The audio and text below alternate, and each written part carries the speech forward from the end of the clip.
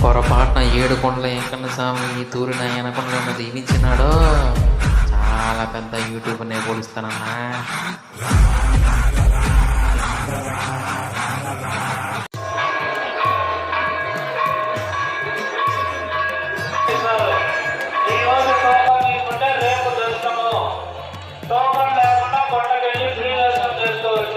అలాగే అయితేనే స్వామివారి సంపూర్ణ అనుగ్రహం మనకైతే కలుగుతుంది అన్నమాట.